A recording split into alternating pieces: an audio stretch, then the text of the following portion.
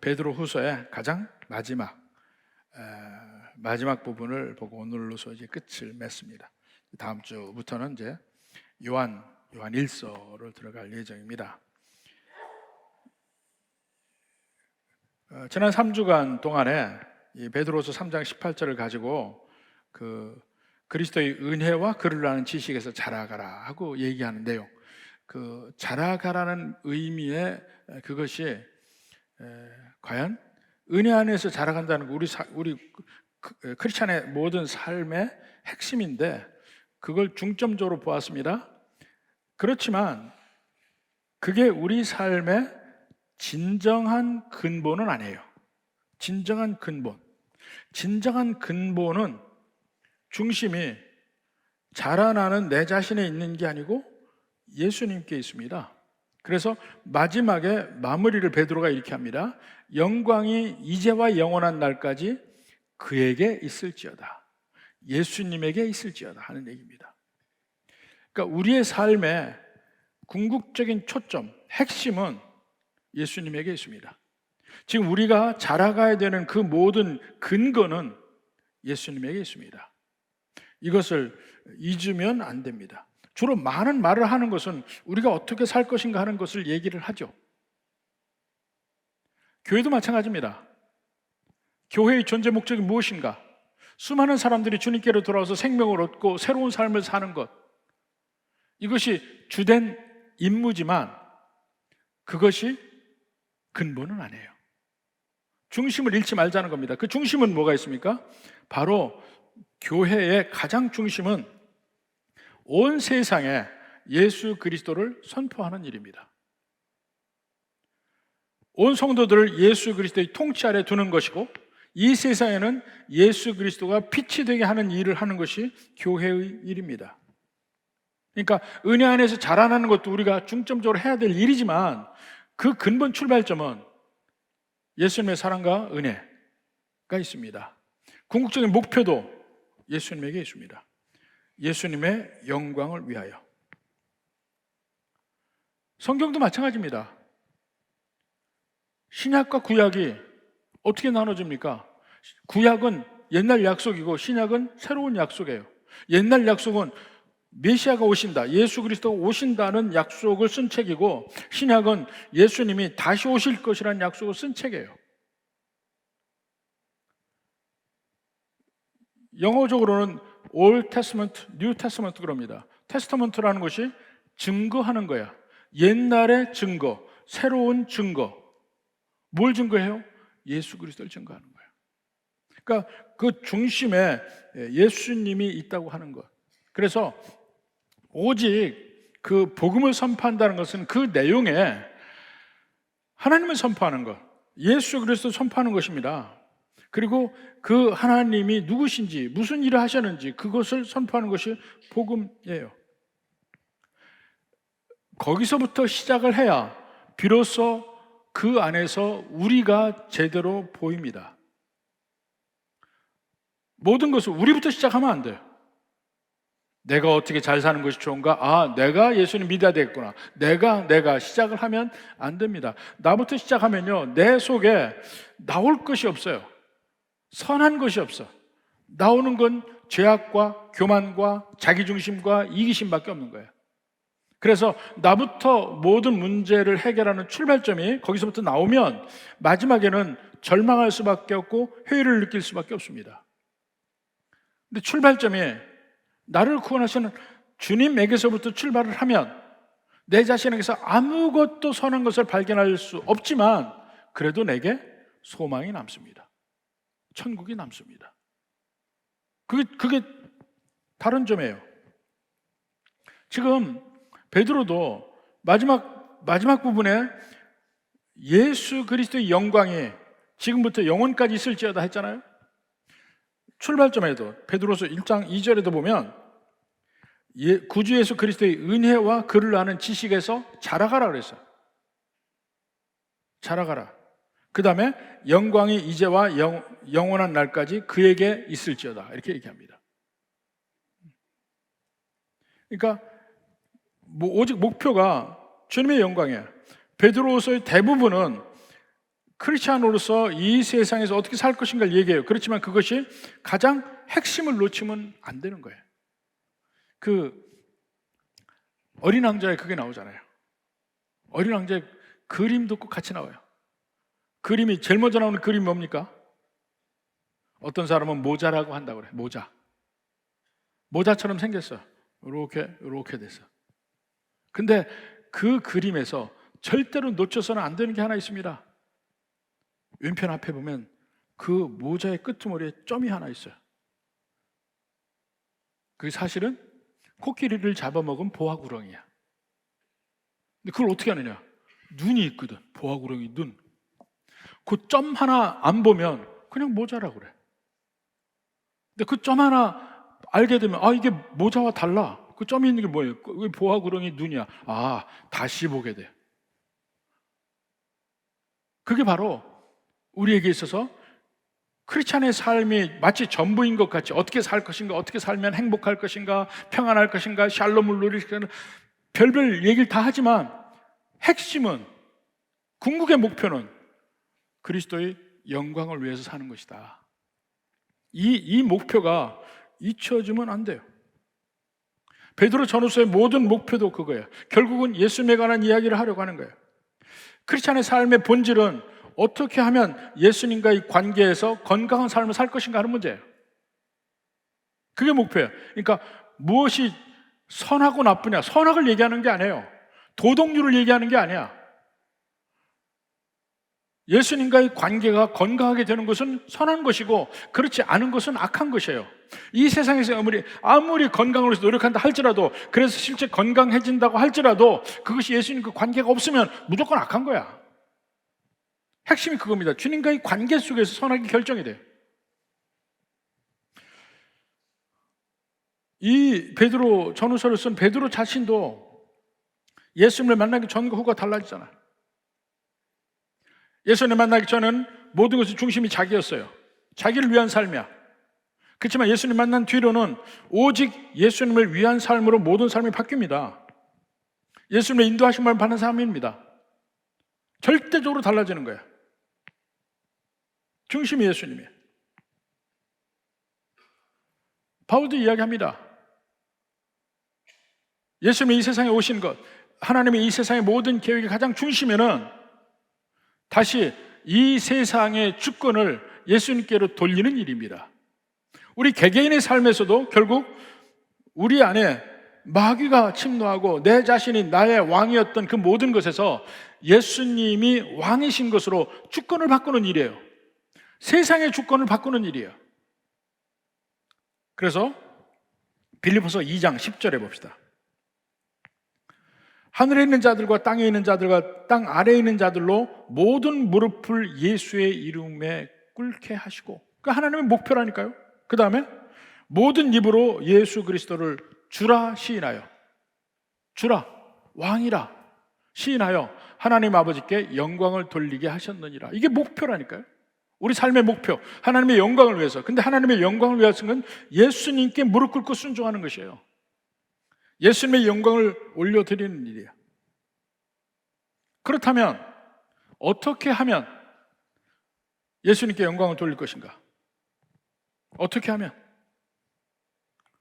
무엇이 예수님께 영광을 돌리는 삶인가? 왜 예수님께 영광을 돌리는 삶을 살아야 되는가? 그래서 왜 예수님께 영광 돌리는 삶을 살아야 되는가? 그 면을 함께 잠깐 보려고 합니다. 첫째로 우리가 예수님께 영광을 돌려야 되는 삶을 살아야 되는 이유가, 첫째로 예수님은 하나님이시기 때문에 그래요. 예수님은 하나님이시기 때문에. 예수님의 생애 전체가 예수님이 하나님 되심을 증거합니다. 그런데 예수님 스스로는 예수님이 하나님이라는 것을 증거하지 않아요. 말씀으로 물론 얘기하지만 모든 예수님의 삶에서 중요한 대목마다 예수님이 증거하는 것이 아니고 하나님이 성령님과 함께 증거합니다. 그 중요한 것이 세 가지로 분류할 수 있는데, 첫째는 예수님의 탄생이에요. 예수님이 이 세상에 태어나심이 성령으로 잉태하여 태어납니다. 전부 예수님이 직접 한 거 아니죠? 예수님은 거기에 순종하신 거예요. 예수님은 이 세상에 오실 때 하나님이시지만 자기를 비워 인간의 모양으로 오셔요. 그래서 인간으로 사셔요. 인간으로 사시는 동안에 날 때부터 죽을 때까지 하나님이 그의 삶에서 예수님이 하나님이 보내신 하나님의 아들이라는 걸 증거해요. 예수님 자신이 증거하는 게 아니에요. 먼저 동정녀 마리아에게 태어나신 이 세상의 자연적인 출산이 아니에요. 성령께서 잉태하게 하신 거예요. 그거는 도대체 있을 수가 없는 일이다.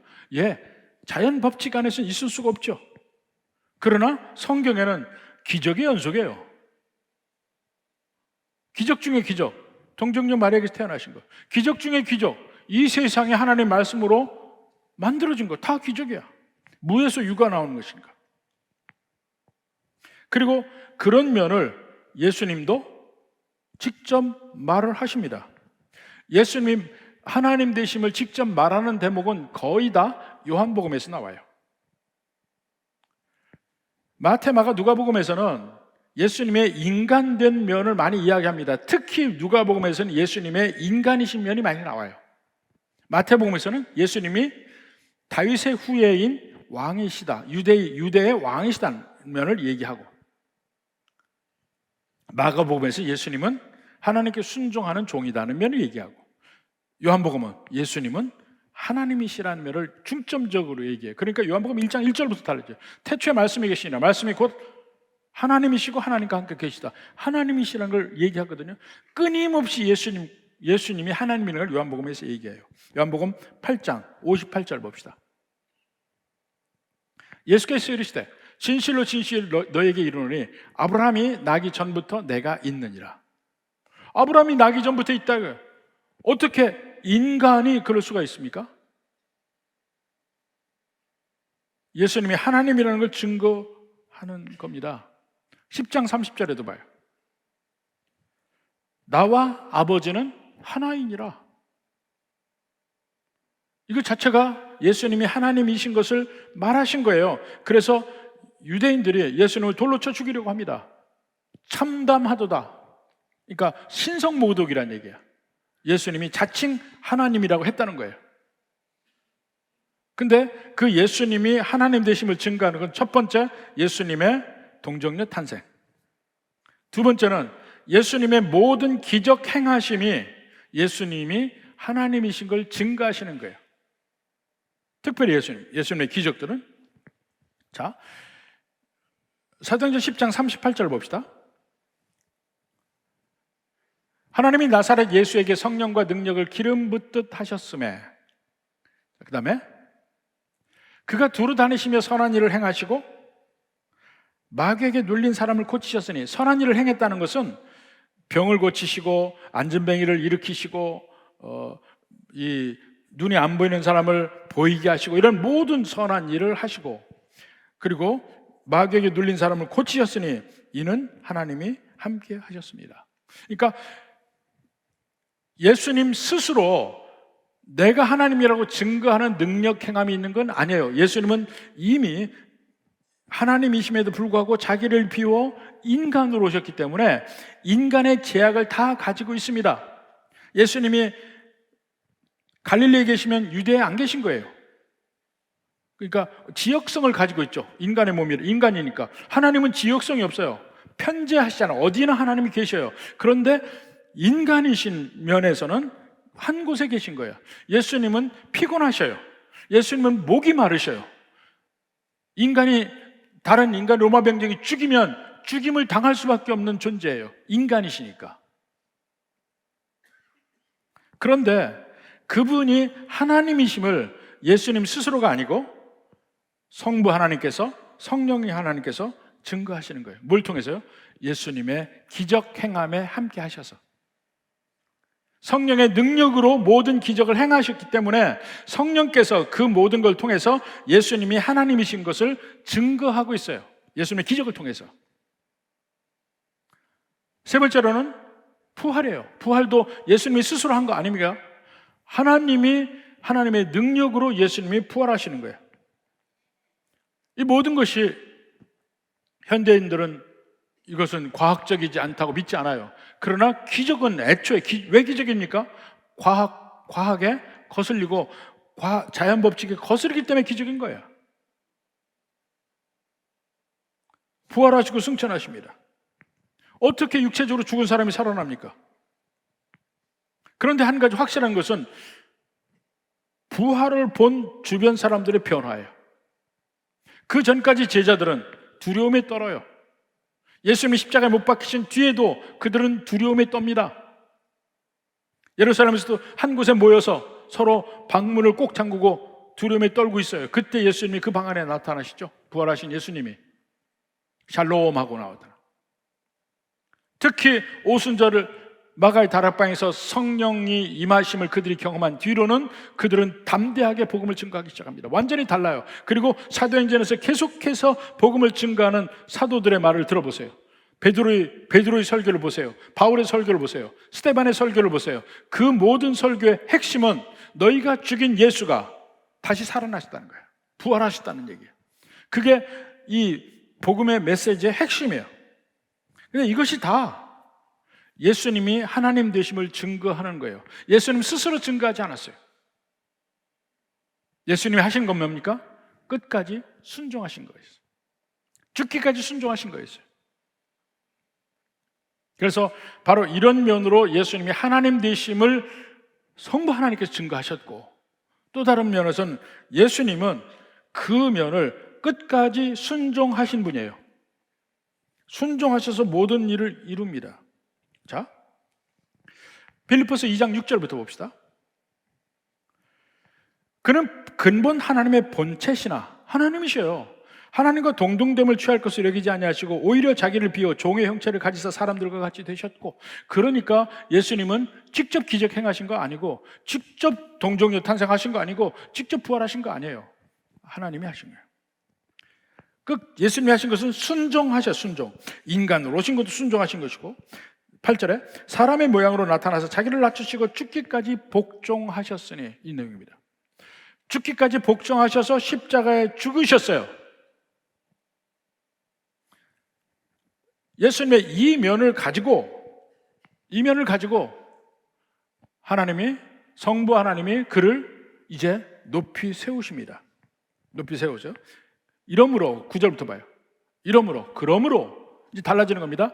하나님이, 성부 하나님이죠, 그를 지극히 높여 모든 이름 위에 뛰어난 이름을 주사 하늘에 있는 자들과 땅에 있는 자들과 땅 아래에 있는 자들로 모든 무릎을 예수의 이름에 꿇게 하시고 모든 입으로 예수 그리스도를 주라 시인하여 하나님 아버지께 영광을 돌리게 하셨느니라. 예수님이 이렇게 하신 이 일 때문에 하나님이 그를 높이십니다. 그래서 모든 무릎을 꿇게 하시고 모든 입으로 예수님을 주님이라고 고백하게 하셨어요. 그러니까 당연히 우리도 예수님을 높이고 예수님을 주라 하고 예수님 앞에 무릎 꿇고 예수님의 영광을 돌리고 궁극적으로는 하나님 아버지의 영광을 돌리게 되는 겁니다. 예수님이 하신 일 때문에, 끝까지 순종하셨기 때문에. 그리고 그것으로 끝나는 게 아닙니다. 지금은 예수님이 뭘 하고 계십니까? 지금 하나님 보좌 우편에 계시면서 끊임없이 우리를 위하여 중보하십니다. 예수님 지금 하시는 일에 대해서 히브리서에서 이야기합니다. 히브리서 8장 1절부터. 지금 우리가 하는 말의 요점은 이러한 대제사장이 우리에게 있다는 것이라. 그는 하늘에서 지극히 크신 이의 보좌 우편에 앉으셨으니 대제사장이 되어서 하나님 보좌 바로 우편에 계셔. 그가 하시는 일이 뭡니까? 우리를 위하여 중보하시는 일이에요. 이 중보란 말이 예수님께서 지금 승천하신 이후로 지금까지 하시는 가장 중요한 일이기 때문에 이 중보만은 예수님만의 유일한 사역이다, 이렇게 이야기합니다. 그래서 우리 교회 안에서도 이 중보란 말은 오직 예수님께만 해당되는 말이니까 우리는 이 말을 써서는 안 된다, 우리가 하는 기도는 중보가 아니다, 이렇게 얘기하는 사람들도 있어요. 우리가 중보기도를 하잖아요. 중보기도는 뭡니까? 다른 사람을 위해서 기도해 주는 거잖아요. 근데 그것이 물론 간구하고 기도하는 거지만 중보란 말은 그만큼 예수님에게만 독특한 특징이 있어요. 끊임없이 지금도 우리의 대제사장 되어서 우리를 위해서 하나님께 구하고 계셔요. 우리의 필요, 우리의 모든 것을 위해서, 우리의 생명을 위해서, 우리의 천국감을 위해서, 우리를 위해서 지금도 기도하시고 계시기 때문에 우리가 지금 존재하고 바로 그분께 영광을 돌리고 그분을 찬송할 수 있는 것입니다. 그래서 히브리서 4장 16절에 마지막 봅니다. 그러므로 우리는 긍휼하심을 받고 때를 따라 돕는 은혜를 얻기 위하여 은혜의 보좌 앞에 담대히 나아갈 것이라.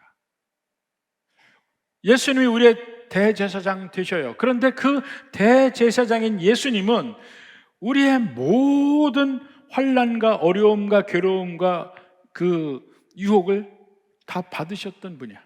죄는 안 졌지만. 그러니까 어려서부터 인간의 삶을 다 사셨잖아. 태어나는 것부터 인간의 삶을 다 사시고 인간의 모든 고통을 아셔요. 목마름을 아시고 배고픔을 아시고 배신을 아시고. 가룟유다에 배신이 있잖아요. 베드로는 배신 안 했나? 예수님을 부인했었는데. 원수들의 공격도 여러 가지로 받으셨고 유혹도 받으셨고 가장 가까이 있는 제자들이 끝까지 예수님에 대해서 이해를 못합니다. 내 가장 가까이 있는 사람까지 나를 이해 못해. 그 외로움도 아시고 마지막에는 하나님 아버지의 버림도 받습니다. 하나님 아버지의 버림도 받아 십자가에서 엘리 엘리 람마 사박다니 나의 하나님이여 나의 하나님이 어찌하여 나를 버리셨나이까 하고 얘기할 정도로 마지막으로 가는 거예요. 인간의 모든 고통, 고통 중에 고통, 가장 큰 고통을 받으셨기 때문에 이제 인간인 우리가 하나님 앞에서 괴롭고 힘들어서 하나님 앞에 내놓고 간구하는 모든 기도 속에 주님의 마음이 와닿을 수 있어요. 그래서 우리가 은혜의 보좌 앞에 담대히 나아갈 수 있는 이유가 있는 거예요. 주님께서 내 마음을 아시고 주님께서 나를 나보다 더 잘 아셔서 가장 나를 선한 길로 인도하시리라. 이것을 고백하는 내용이 주님을 찬송하는 거예요. 주님의 영광을 찬송하는 거예요. 주님이 우리를 위해서 끝까지 순종한 십자가에 가셨고 지금은 부활하셔서 천국에서 우리를 위해서 중보하고 계시고 이제 마지막 날 우리를 위하여 다시 오실 겁니다. 세상은 점점 악한 길로 가고 있어요. 모든 이 세상의 지도자들 옛날에도 부족했지만 지금은 점점 악한 리더들이 많이 나타나. 그럼에도 불구하고 왜 그들이 나타나는지 몰라요. 이 세상은 점점 악의 길로 가. 왜 사람들이 그들을 자꾸 동조하는지 몰라요. 세상이 다 악해지기 때문에 그래. 그 결과가 그 모든 리더들이 나타나는 그런 것들이에요. 근데 그게 당연한 거래요. 이 세상은 지금 악의 길로 가고 있다. 그러나 그것으로 끝나는 것이 아니고 마지막 날에 주님이 다시 오셔서 이 세상 모든 악을 척결하시고 처벌하시고 불못에 던지시고 우리를 구원하시는 그날이 올 것이다. 이걸 믿고 사는 사람들이 하는 일이 뭡니까? 주님을 찬양하고 주님의 영광을 돌리는 행동을 하는 것. 그것이 주님을 기다리는 자의 온전한 삶이라는 거예요. 그리고 무엇보다도 이것을 다 모아서 마지막에 그리고 가장 중요한 게 뭐냐면 그 주님이 나를 살리신다는 거예요. 주님이 나를 사망에서 생명으로 건지셨다는 사실, 나를 위해서 주님이 십자가에 돌아가셨다는 것, 나 때문에. 이것이 내가 오늘날 주님을 찬양할 수밖에 없는 이유예요. 심지어는 예수님 믿은 그 뒤도 계속 우리는 죄악을 쌓아가고 있고 나쁜 길로 빠지고 주님 앞에 죄송하긴 모든 일이 있지만 그럼에도 불구하고 주님께 감사한 것은 그러한 것까지 다 용서하시고 우리를 천국 가게 하시는 예수님의 십자가가 있다는 것. 그래서 마지막에는 회개의 끝에도 결국은 마지막은 찬양이 있습니다. 찬송이 있습니다. 주님의 성호를 찬양합니다. 그리고 다시 다짐합니다. 내가 이제는 주님의 영광을 위해서 살겠다. 내가 사는 삶이 내 자신을 위하는 삶은 결국은 초라해집니다. 나를 위해 누가 존재해야 되고, 나를 위해서 뭐가 있어야 되고, 나를 위해서 다 있지 못해요. 내가 주님을 위해서 살면 내 주변에 부족한 것 있어도 아무 관계가 없어요. 진정한 평안의 삶, 진정한 행복의 삶이 주님을 위해서 사는 삶이라는 거예요. 이 세상에 진짜 행복한 사람 누굽니까? 진짜 행복한 사람, 사랑하는 삶을 위해서 뭔가 절제하고 견디고 살아가는 사람, 그런 사람들이 진짜 행복한 사람이에요. 나를 위해서 행복을 막 내 주변에 붙이기를 원하는 사람은 언제나 불만이고 부족하고 행복하지 않아요. 근데 이 세상 누구를 위해서 사는 삶, 그보다 가장 나를 행복하게 하고 흔들리지 않게 만드는 것은 주님을 위한 삶입니다. 여기에는 주님이 결코 나를 실망시키지 않아요. 이 삶을 사는 겁니다. 오직 주님의 영광만을 위한 삶, 이 삶을 통해서 이 세상도 능히 견뎌가고 능히 성숙한 인격으로 살아가고 주님이 오시는 그날까지 주님이 내게 주는 평안을 잃지 않고 마침내 기쁨으로 천국 가는 그러한 참된 천국 백성 되기를 주님의 이름으로 축원합니다.